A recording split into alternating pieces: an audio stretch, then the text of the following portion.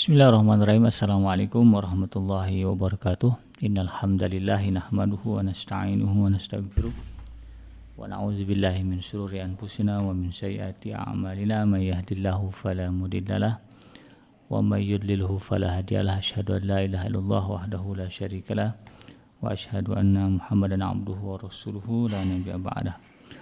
Allahumma salli wa sallim ala hadha nabil karim wa ala alihi wa ashabihi wa man tabi'ahum bi ihsan ila yaumiddin. Wa qala Allah ta'ala fi kitabil karim, ya ayyuhallazina amanu taqullaha haqqa tuqatih wa la tamutunna illa wa antum muslimun. Ya al-haq adkhilna mudkhala sidqin wa akhrijna mukhraja sidqin wa ja'alna min ladunka sultanan nasira. Ja al-haq wa zahaqal batil innal batila kana zahuqa. Rabbi israh li sadri wa yassir li amri wahlul 'uqdatam min lisani yafqahu qawli. Rabbana innana amanna faghfir lana dzunubana wa qina adzabannar. Amma ba'd. Alhamdulillah, segala puji dan syukur adalah milik Allah, Tuhan semesta alam yang telah menciptakan kita dari tidak ada menjadi ada. Dan karena rahmat dari Allah Subhanahu wa taala, kembali kita berjumpa di udara di gelombang 1044 AM iDream Radio Successful Muslim Family dalam program mengenal keluarga Nabi Sallallahu Alaihi Wasallam, di mana insyaallah kita akan melanjutkan kajian tentang sosok-sosok yang ada di dalam rumah tangga Rasulullah Sallallahu Alaihi Wasallam, wabil khusus istri dan juga anak-anak dari Rasulullah Sallallahu Alaihi Wasallam. Tujuannya mudah-mudahan ini menambah pengetahuan bagi kita bagaimana detail kehidupan rumah tangga Rasulullah SAW, sehingga kita bisa mengaplikasikannya, menirunya, mempraktekannya di dalam kehidupan rumah tangga kita demi meraih apa yang disebut dengan sabda Rasulullah, ya, baiti jannati, rumah tanggaku laksana surga bagiku. Tidak lupa kita baca salawat dan salam. Allahumma salli ala sayyidina Muhammad wa ala ali sayyidina Muhammad. Assalamualaikum ayuhan Nabi warahmatullahi wabarakatuh. Semoga Allah terima salawat dan salam yang kita baca dan dilimpah syurahkan kepada para nabi, para rasul, wabil khusus Rasulullah Muhammad sallallahu alaihi wasallam. Dan mudah-mudahan kita tercatat sebagai orang yang akan bertemu dengan Allah dalam keadaan sejahtera, dimasukkan ke dalam jannahnya, dipertemukan dengan Rasulullah sallallahu alaihi wasallam di tepi sebuah telaga yang sangat indah, di bawah sebuah pohon yang sangat rindang, insyaallah. Amin ya rabbal alamin. Sahabat iDream yang dirahmati Allah dimanapun Anda berada, melanjutkan kajian kita tentang kisah istri Rasulullah SAW yang ketujuh, ya, yaitu Sayyidah Zainab binti Jahsy radhiyallahu anha. Jadi beliau adalah wanita ketujuh yang dinikahi oleh Rasulullah Sallallahu Alaihi Wasallam. Dan sebagaimana yang sudah kita bahas sebelumnya, Rasulullah Sallallahu Alaihi Wasallam dinikahkan langsung oleh Allah Subhanahu Wa Taala dengan Sayyidah Zainab binti Jahsy. Kalau yang lain, ya Rasulullah ada walimah lah, gitu ya. Ada ya beliau ya dinikahkan, ya, artinya dinikahkan oleh wali, gitu ya, dari si dari wanita, dari sisi Rasulullah SAW. Seperti Sayyidah Aisyah, ya beliau dinikahkan oleh Sayyidina Abu Bakar Siddiq, begitu ya. Tetapi pada kasus pernikahan beliau dengan Sayyidah Zainab binti Jahsy, Allah Subhanahu Wa Taala langsung yang menikahkan beliau. Ya, jadi turun wahyu yang mengatakan bahwa Allah telah menikahkan, ya, Rasulullah dengan Sayyidah Zainab binti Jahsy. Maka kemudian tidak ada proses lagi seperti pernikahan pada umumnya, gitu ya, karena Allah sudah menikahkan langsung. Dan masalahnya kadang-kadang di dalam kehidupan kita pada hari ini ada orang yang kemudian, ya, ada aliran sesat, ya, yang melakukan apa yang disebut dengan praktek nikah batin, ya, nikah batin. Jadi tiba-tiba aja misalnya guru ajaran sesat ini, ya, berkata si A, si B, si perempuan lah gitu ya, sudah menjadi istri saya. Kenapa? Allah sudah menikahkan saya. Jadi saya sudah menikahinya secara batin. Ini sesat ya. Karena nikah batin ini hanya terjadi pada Rasulullah SAW saja, yang dimana Allah Subhanahu Wa Taala menikahkan langsung antara Sayyidah Zainab dengan Rasulullah SAW. Kalau ada orang yang mengklaim ya melakukan hal yang sama, sudah dinikahkan Allah dengan si A, si B, itu sesat ya. Siapalah kita sehingga kemudian Allah menikahkan kita dengan seseorang? Tidak ada. Itu hanya terjadi pada Rasulullah SAW. Karena setelah itu tidak ada sahabat yang kemudian melakukan begitu. Bahkan dari di deretan sahabat yang mulia, Sayyidina Abu Bakar As-Siddiq ke bawah, itu nggak ada yang kemudian melakukan hal yang sama, mengklaim hal yang sama. Setelah Rasulullah wafat tidak ada. Jadi itu hanya kekhususan kepada Rasulullah SAW. Nah, terkait dengan pernikahannya dengan Sayyidah Zainab binti Jahsy ini, nah, proses pernikahan tersebut sebagaimana yang sudah kita bahas di episode sebelumnya. Ini mengacu kepada surah Al-Ahzab ya, ayat yang ke-37. Allah Subhanahu wa taala berfirman, "Likaila yakuna 'alal mu'minina kharajun fi azwaji ad'iyaihim idza qadaw minhunna wa tara wa kana amrullahi maf'ula." Di ayat sebelumnya, itu potongan ayat setelahnya, dia sebelumnya dikatakan wa idz taqulu lil ladzina an'ama Allahu 'alaihi wa an'amta 'alaihi amsik 'alaika zawjaka wattaqillaha wa tukhfi fi nafsika ma Allahu mubdih wa tahshan nasa wallahu ahqqu an tahsyah. Nah, ayat ini kemudian menimbulkan penafsiran yang keliru. Ya, kalau penafsiran yang benar kan sebagaimana kita sebutkan bahwa Allah ingin menggugurkan kebiasaan tabanni ya, di kalangan masyarakat Arab yang mengharamkan pernikahan antara seorang laki-laki dengan janda anak angkatnya. Nah, gitu ya. Nah, itu yang ingin dihapuskan oleh Allah Subhanahu wa taala melalui proses pernikahan antara Rasulullah SAW dengan Sayyidah Zainab binti Jahsy. Yang sahih dan diakui oleh para ulama seperti itu. Tapi kemudian terkait dengan kalimat watuhfi ya, watuhfi fi nafsik ma Allah mubdih ya.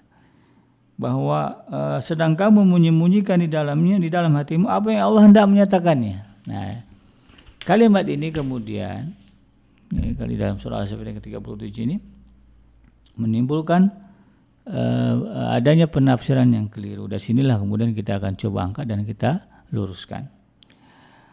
Nah, selain penafsiran terkait dengan penghapusan kebiasaan tabani ya, di dalam kalangan masyarakat Arab atau mengadopsi anak yang kemudian dinisbatkan kepada ayah angkatnya namanya. Nah, dalam kalimat yang saya sebut tadi dalam Al-Quran ya, watuhfi fi nafsika ma Allah mubdihi ya. Nah, ini ada juga penafsiran yang keliru atau penafsiran lain yang keliru karena bersumber dari riwayat yang lemah. Hanya saja kemudian riwayat dan penafsiran ini tercantum dalam beberapa kitab tafsir yang cukup dikenal masyarakat sehingga kemudian menimbulkan kesalahpahaman ya. Manakala kemudian tidak dipertegas kekeliruannya. Karena ini terkait dengan kepribadian mulia Rasulullah SAW. Antara tafsir yang memuat adalah tafsir Jalalain, kemudian tafsir Al-Kasyaf, kemudian juga tafsir At-Tabari. Ya. Namun dari dalam kitab tafsir At-Tabari, dalam tafsirnya mencantumkan pula riwayat yang sahih di dalam persoalan ayat tersebut. Nah, riwayat yang dimaksud adalah bahwa diriwayatkan pada satu ketika Rasulullah SAW mendatangi rumah Zaid. Namun dia tidak ada. Ketika itu tirai pintu yang menutupi rumah Zaid tersingkap oleh angin sehingga tampak olehnya Zainab yang tidak menutup aurat. Melihat tersebut Rasulullah SAW menjadi tertarik hatinya. Sejak saat itu Zainab jadi membenci orang lain Karena itu Zaid mengadukan perkara tersebut kepada Rasulullah dan hendak menceraikan Zainab. Itu di dalam riwayatnya seperti itu. Nah, dalam tafsir Al-Kasyaf ya, karya Syekh Al-Zamakhsyari disebutkan bahwa setelah melihat Sayyidah Zainab radhiyallahu anha, hati Rasulullah sallallahu alaihi wasallam belum kemudian tertarik. Namun beliau segera bertasbih. Hal tersebut didengar oleh Zainab dan kemudian disampaikan kepada suaminya. Sejak saat itu Zaid menjadi tidak suka dengan istrinya. Kemudian dia mendatangi Rasulullah dan hendak menceraikannya. Nah, ini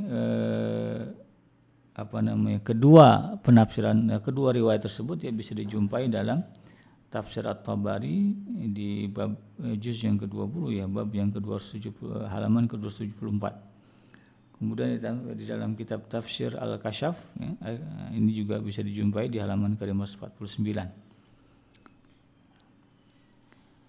Nah, riwayat ini juga dikutip oleh Ibnu Sa'ad dalam kitab At-Tabaqat. Berdasarkan riwayat ini, sebagian mufassir menafsirkan bahwa yang dimaksud dalam ayat wa tukhfi fi nafsika ma Allah mubdihi, sedang kamu menyembunyikan di dalam hati kamu apa yang Allah hendak menyatakannya, adalah bahwa Rasulullah SAW menyembunyikan rasa cintanya kepada Zainab dan keinginannya agar Zaid menceraikan istrinya. Dalam tafsir Jalalain, ketika menafsirkan ayat tersebut, pengarang berkata, Allah akan menampakkannya, yaitu kecintaan Rasulullah kepada Sayyidah Zainab binti Jahsy, dan bahwa jika dia Zaid menceraikannya, beliau akan menikahinya. Jadi ini tentu penafsirannya langsung berkaitan dengan kepribadian mulia Rasulullah SAW.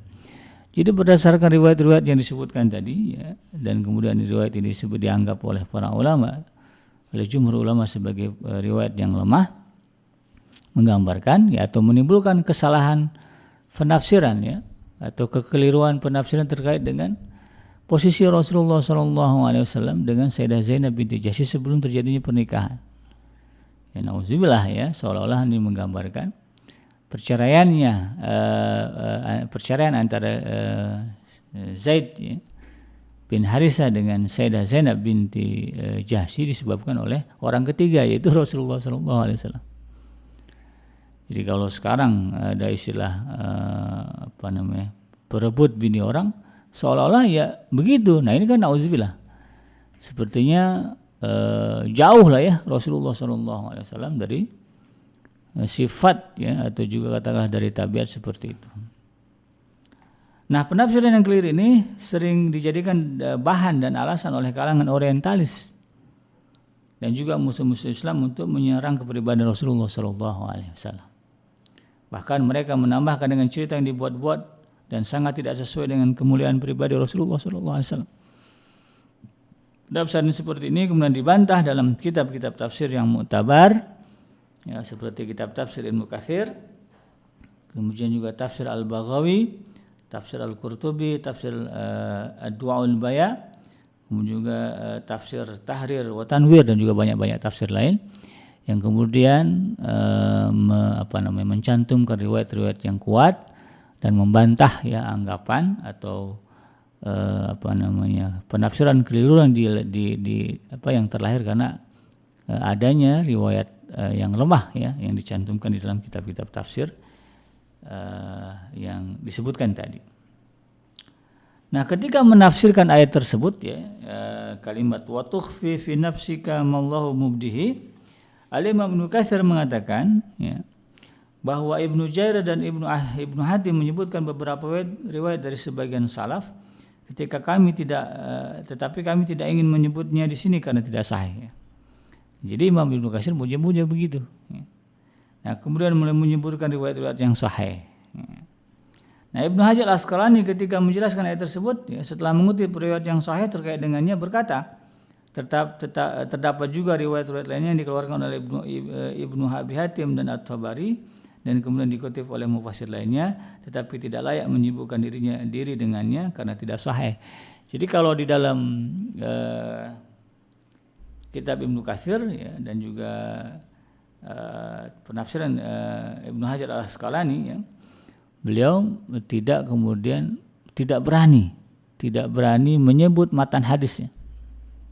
Ya, tidak berani menyebut riwayatnya begitu, bunyinya. Kalau di dalam kitab tafsir Jalalain, tafsir At-Tabari, tafsir Kasyaf ya, itu disebutkan gimana detail riwayatnya. Nah, sementara di tafsir-tafsir yang tadi yang mutabar yang membantah itu kemudian tidak berani menyebutkan. Karena memang itu sangat bertentangan dengan kemuliaan kepribadian Rasulullah SAW. Bagaimana tidak? Karena Allah Subhanahu Wa Taala sudah memuji Rasulullah SAW sedemikian rupa ya dengan kalimat wa innaka la'ala khuluqin azim dalam surah Al-Qalam ya. Sesungguhnya engkau Muhammad benar-benar memiliki budi pekerti yang agung. Maka tidak layak jika kemudian ada riwayat-riwayat yang kemudian menyandarkan riwayat-riwayat yang menggambarkan ketidakmuliaan, menggambarkan kehinaan walaupun kecil begitu ya. Ya disandarkan kepada Rasulullah. Ini sangat bertentangan dengan firman Allah Subhanahu Wa Taala. Maka kemudian disinilah ya kita tidak bisa percaya begitu saja ya. Di satu sisi memang kita harus memiliki ilmu ya. Nah, di sisi lain kalaupun kita tidak paham, kemudian ada keraguan apa iya Rasulullah ya statusnya kok kemudian kalau begitu menjadi merebut istri Zaid dong kalau begitu ya. Nah, kalau itu muncul maka segera ya tanyakan kepada ahli ya, pada orang yang lebih ahli dan lebih alim agar kemudian bisa diberikan klarifikasi. Jadi ternyata riwayat yang menyebutkan ya bahwa Rasulullah SAW ya, menyukai Sayyidah Zainab binti Jahsy sebelum terjadinya perceraian ya, dengan menafsirkan kalimat wa tukhfi fi nafsika ma Allahu mubdihi, ini kemudian dibantah ya oleh para ulama karena memang bantahannya ya lebih logis gitu. Ketimbang kemudian klaim yang digunakan oleh kaum orientalis dan juga musuh-musuh Islam yang kemudian mengutip tafsir-tafsir tersebut ya dengan menggambarkan bahwa seolah-olah Rasulullah memiliki sifat tercela.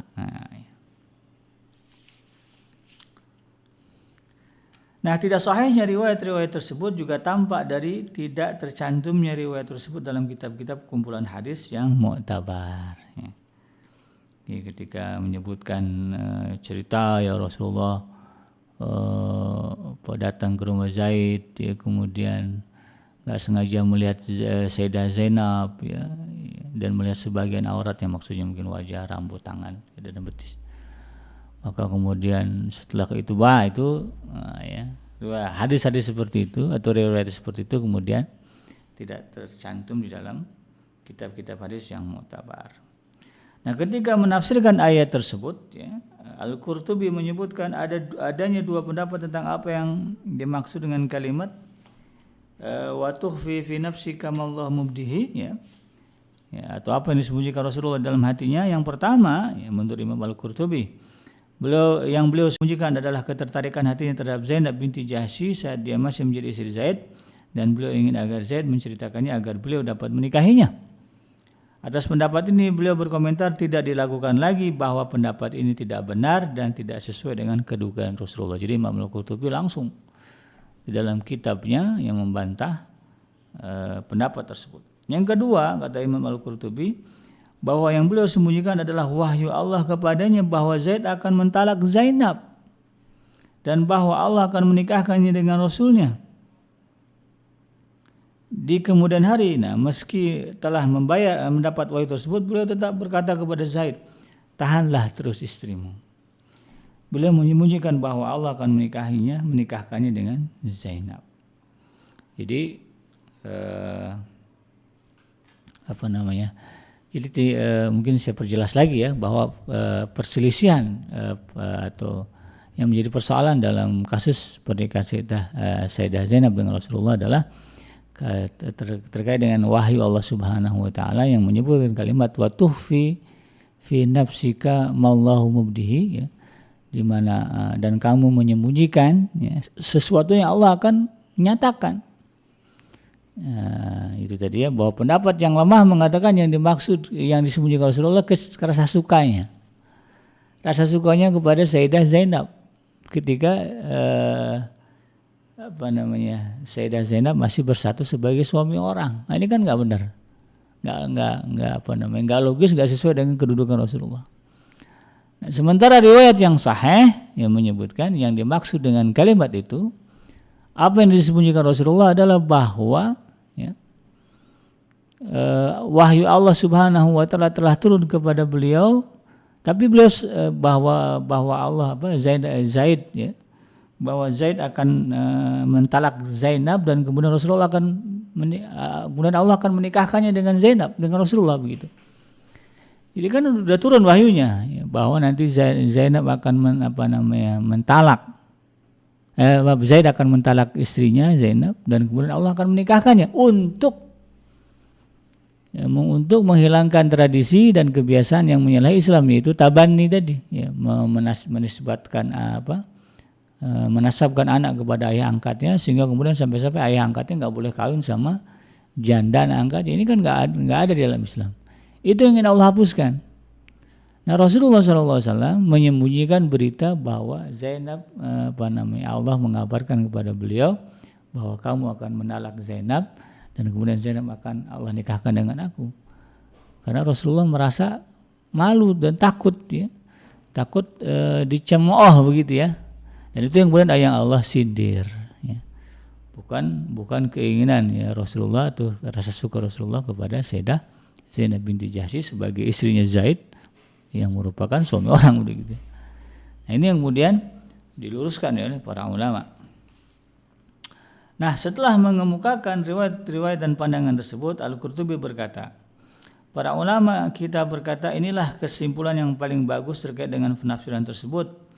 Inilah pendapat yang dipakai oleh ulama peneliti dan ahli tafsir serta ulama yang mumpuni seperti Az-Zuhri, Qadi Bakar bin Ala Al-Kushairi, kemudian Qadi Abu Bakar Ibnu Al-Arabi. Dan kesimpulannya juga diperkuat oleh susunan ayat tersebut yang sama sekali tidak mengandung pemahaman bahwa apa yang Rasulullah SAW sembunyikan adalah rasa cintanya kepada Sayyidah Zainab. Nah, sebaliknya yang beliau sembunyikan justru adalah wahyu Allah kepadanya bahwa kelak Zainab akan dinikahinya setelah diceraikan oleh Zaid. Adapun dua alasan yang ditemukan oleh Syekh Muhammad Amin Ashinkiti dalam kitab tafsirnya Ad-Dawaul Bayan yang terkait dengan persoalan ini. Yang pertama, bahwa dalam ayat tersebut Allah berjanji akan menampakkan apa yang disimpan oleh Rasulullah SAW di dalam hatinya.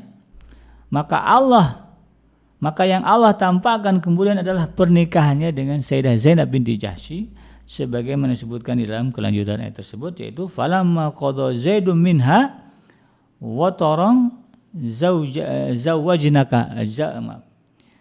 zawwajnakaha. Maka tatkala Zaid telah mengakhiri keperluan terhadap istrinya, maksudnya menceraikannya, zawwajnakaha ya, maka kemudian kami nikahkan kamu dengan dia. Ya, ini sebagaimana yang tersebut dalam surah Al-Asbad yang ke-37 itu ya. Nah, Allah tidak akan menampakkan sesuatu yang mereka tuduhkan, yaitu bahwa Rasulullah SAW mencintai Sayyidah Zainab. Kalaupun benar bahwa apa yang Rasulullah sembunyikan adalah rasa cintanya kepada Sayyidah Zainab, tentu Allah akan menampakkannya ya, sebagaimana janjinya ya, sebagaimana janji Allah Subhanahu wa taala. Itu hujah yang pertama. Yang kedua, Allah menyatakan dengan jelas bahwa dialah yang menikahkan beliau dengan Zainab, ya, dengan Sayyidah Zainab binti Jahsy, dan bahwa hikmah ketuhanan dari hal tersebut adalah untuk menghentikan haramnya pernikahan dengan mantan istri anak angkat. Itu dalam firman Allah Subhanahu wa taala, "Likai la yakun 'alal mu'minina kharajun fi azwajin adiyaihim." Ya. Supaya tidak ada lagi keberatan bagi orang-orang mukmin untuk menikahi istri-istri anak-anak angkat mereka. Jadi kalau dilihat dari munasabah ayat ya lebih sinkron begitu, lebih logis begitu, lebih benar seperti itu. Maka dalam ayat tersebut jelas bahwa Allah Subhanahu wa taala menegaskan bahwa dia menikahkan beliau Rasulullah dengan Sayyidah Zainab binti Jahsy karena adanya sebuah hikmah yang besar ya, Dengan demikian jelas pula bahwa pernikahan tersebut bukanlah disebabkan oleh kecintaan Rasulullah SAW terhadap Zainab yang menjadi sebab Zaid menceraikannya, sebagaimana persangkaan-persangkaan mereka ya, yang memang membenci, menjadi musuh ya, Islam, yang membenci Rasulullah SAW. Jadi riwayat-riwayat keliru ini dibesar-besarkan ya oleh para orientalis ya, kemudian juga orang-orang yang selama ini ya berusaha mencari kelemahan ajaran Islam dan kemudian menggembar-gemborkannya ya. Nggak mungkin lah bisa ya, dan itu sebetulnya mudah sekali dipatahkan. Nah, terlebih latar belakang dari sirah juga tidak mendukung riwayat yang lemah ini. Jadi kalau kita lihat kitab-kitab sirah juga nggak ada riwayat yang kemudian menyebutkan ya ketika terjadi pernikahan antara Sayyidah Zainab binti Jahsy dengan Rasulullah SAW, ya adanya peristiwa itu, ya peristiwa di mana Rasulullah ya melihat tidak sengaja ya Sayyidah Zainab dan tertarik ya dengan kecantikannya, lalu kemudian setelah itu kemudian Sayyidah Zainab menjadi benci kepada suaminya atau suaminya benci menjadi kepada istrinya. Itu tidak ada riwayat seperti itu. Nah, sebab memang sebagai sepupunya tentu Zainab ya bukanlah orang asing dalam kehidupan Rasulullah. Jadi bukan Sayyidah Zainab ini bukan perempuan yang jarang dilihat. Bahkan dia sudah ikut Rasulullah, sudah ikut ajaran Rasulullah gitu. Jadi bukanlah wanita asing yang jarang dilihat Rasulullah SAW, yang kalau misalnya katakanlah Sayyidah Zainab ini cantik sehingga kemudian setelah menikah itu terjadi pandangan pertama, ya enggak ya. Pandangan pertama Rasulullah dengan Sayyidah Zainab itu udah lama gitu. Dan sangat mungkin ya bagi beliau untuk melihat Zainab sebelumnya. Apalagi saat itu sebelum turun ayat hijab. Ya, hijab kan turunnya belakangan. Nah, selain itu yang memerintahkan Zainab menikah dengan Zaid adalah Rasulullah, gitu kan. Kalau Rasulullah senang sama Sayyidah Zainab binti Jahsy, ngapain begitu kan? Rasulullah SAW memerintahkan Sayyidah Zainab itu menikahi Sayyidah Zainab. Ya. Kalaulah bukan skenario Allah Subhanahu wa taala, itu tidak akan terjadi. Nah, bahkan beliau kemudian mendesak Zainab untuk mau menikah dengan Zaid. Didesak lagi Sayyidah Zainab. Kalaulah ceritanya Rasulullah senang sama Zainab, ngapain Rasulullah ngedesak dua pihak? Ya. Zaid diminta, kamu nikahlah sama Zainab. Iya Rasulullah, saya patuh. Kemudian Sayyidah Zainab ragu-ragu kan, ya didesak, udah terima aja gini. Kalau memang Rasulullah menyukai Sayyidah Zainab dari awal, ngapain gitu ya? Rasulullah kemudian mendesak Sayyidah Zainab untuk menikahi Sayyidina Zaid bin Harisah. Nah, itu yang kemudian harus kita pahami. Nah, terkait dengan riwayat yang benar, ya, terkait dengan penafsiran tersebut, ya, atau meluruskan kekeliruan tersebut adalah yang pertama, Imam Al-Bukhari sebagaimana disebutkan di dalam sebagaimana yang tadi sudah saya diuraikan tadi ya, beliau hanya mengatakan bahwa ayat ini diturunkan berkaitan dengan Zainab binti Jahsy dan Zaid bin Harisah. Ini bisa dilihat di dalam kitab sahihnya Imam Bukhari di nomor hadis yang ke-4787. Jadi Imam Al-Bukhari tidak kemudian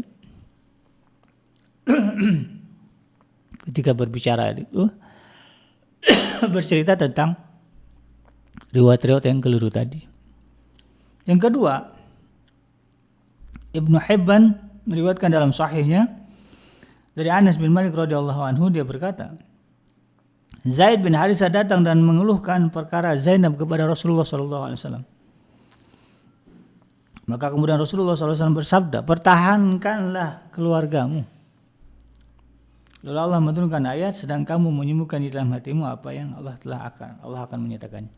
Atau watukhfi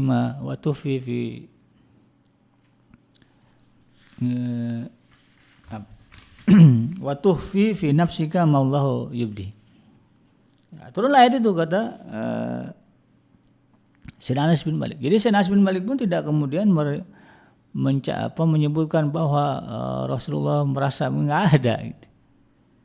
Jadi yang benar ya, di dalam itu disebutkan bahwa ketika berbicara itu ya, itu sebagaimana yang disebutkan tadi, bahwa Sayyidina Zaid bin Harisah datang mengeluhkan tentang hubungan rumah tangga dengan Sayyidina Zainab, Dan kemudian Rasulullah menyebutkan tahanlah dulu gitu ya, jangan diceraiin.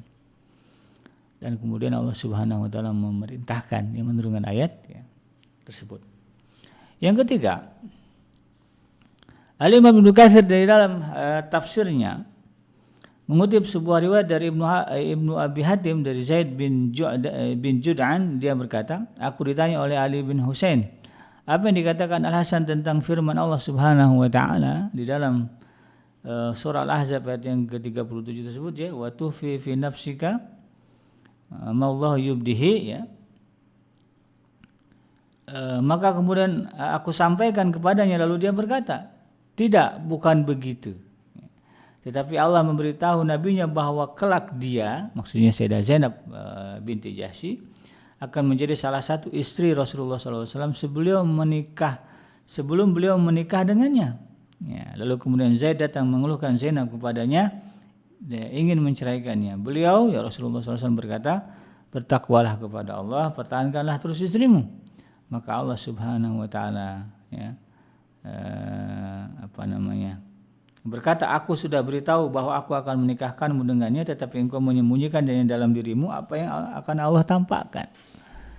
Jadi ini yang kemudian disebutkan oleh Al-Imam Ibnu Katsir ya, sama sekali tidak menyebut riwayat-riwayat yang lemah tadi, riwayat-riwayat yang kemudian yang menggambarkan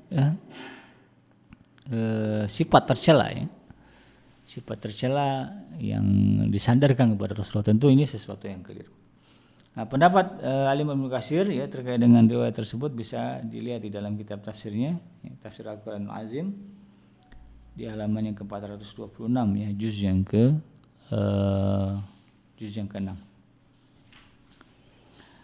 Ini yang kemudian harus kita pahami. Jadi bahwa segala kekeliruan ya kadang muncul ya di tengah pemahaman umat Islam terkait dengan penafsiran ayat-ayat ya yang ini menyangkut dengan kepribadian Rasulullah. Ini harus betul-betul kita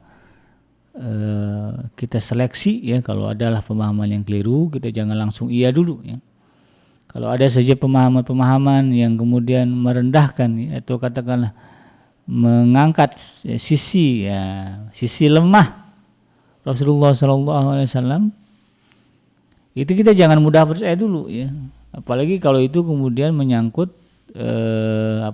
menyangkut kepribadian Rasulullah SAW. Kalau bab cerita misalnya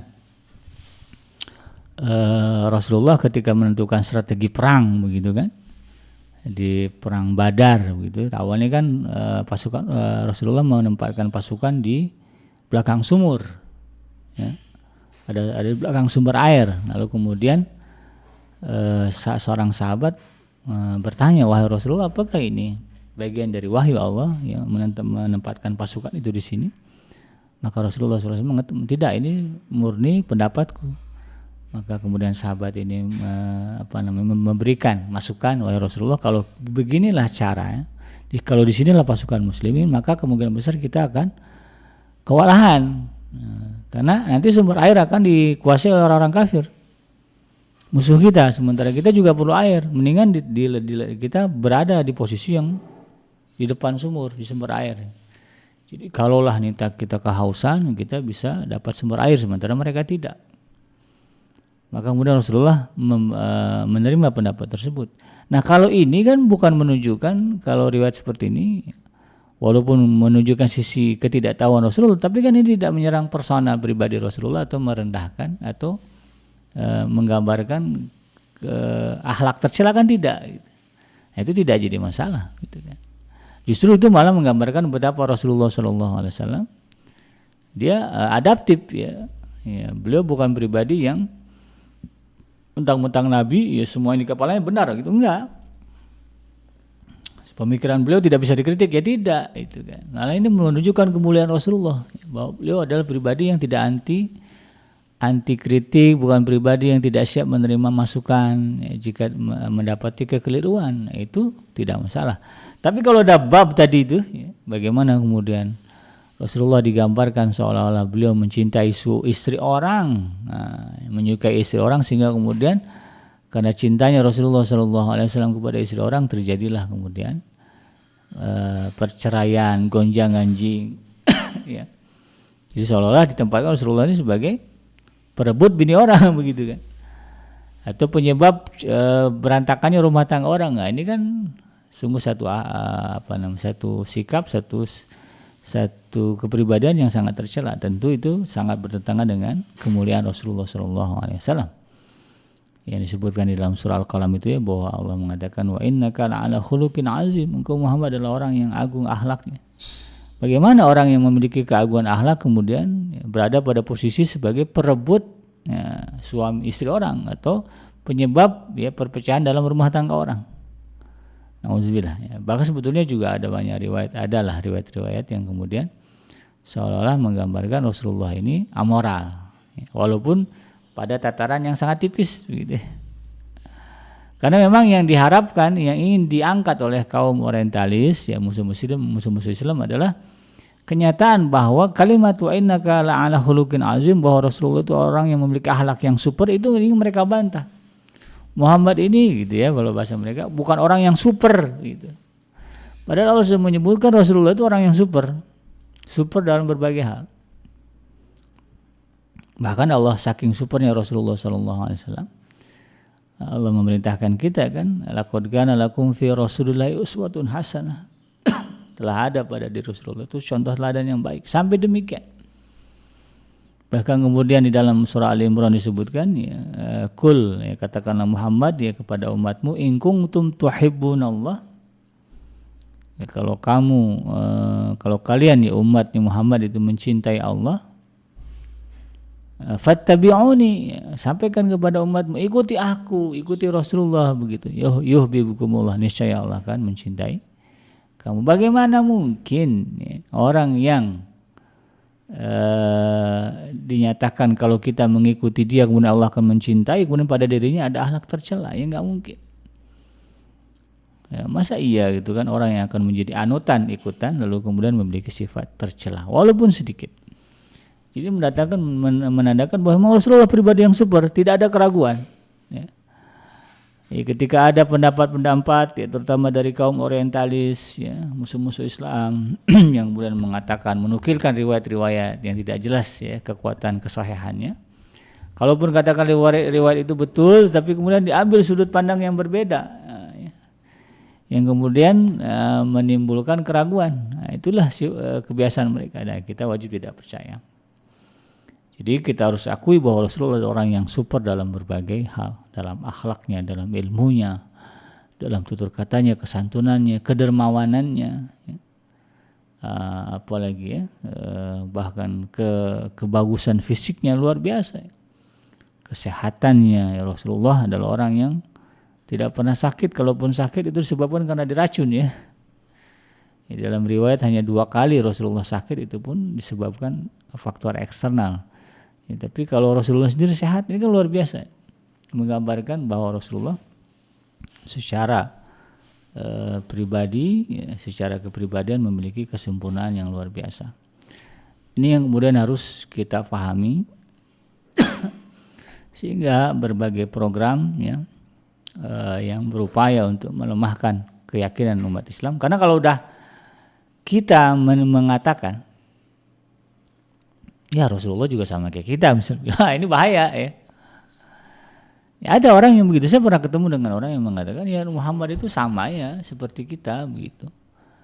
Ya, bahkan dulu sempat viral kan, ada juga ya kiai yang katanya dalam kalimatnya seolah-olah mengatakan Rasulullah itu kecil-kecilnya sama aja kayak anak-anak yang lain, ingusan juga gitu. Itu kan jadi heboh ya. Dan ditolak ya, karena memang Rasulullah SAW bayi yang luar biasa, manusia yang luar biasa. Disebutkan sebagai basyarun la kal basar, meskipun wujud fisiknya manusia, tapi dia bukan manusia seperti bukan manusia kayak kita gitu. Bukan apa namanya ya, ada sisi perbedaan yang mendasar antara Rasulullah dengan kita manusia pada umumnya. Nah, sehingga kemudian pendapat-pendapat ya yang kemudian mengatakan begitu ya, pada akhirnya kemudian kalau kita mengiyakan pendapat itu, maka kita akan meninggalkan satu perintah Allah yang penting. Apa itu tadi? Sunnah Rasulullah. Bagaimana kita kemudian akan mau mengikuti perbuatan Rasulullah Sallallahu Alaihi Wasallam kalau kemudian di dalam diri kita ada keraguan tentang kemuliaan akhlak Rasulullah? Apalagi kemudian timbul kalimat atau keyakinan ya Rasulullah juga sama kayak kita, gitu ya. Maka tidak ada lagi kemudian semangat bagi kita untuk mengamalkan sunnah Rasulullah Sallallahu Alaihi Wasallam. Padahal sebagaimana disebutkan di dalam surah Al-Imran tadi bahwa ya, kalau kita ingin dicintai oleh Allah Subhanahu wa taala dan mendapatkan ampunan dari Allah Subhanahu wa taala, maka salah satu syaratnya adalah ikut Rasulullah, ittiba Rasulullah, ya, mengikuti sunnah.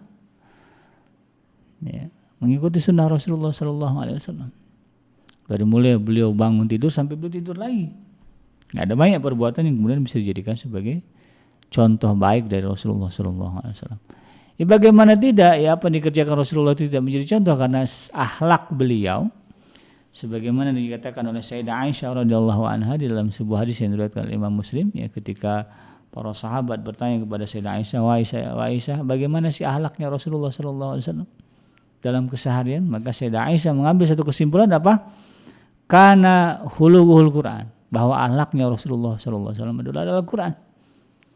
Jadi apa yang dilakukan oleh Rasulullah SAW tidak melenceng dari Al-Quran, ya, termasuk bab tadi dia.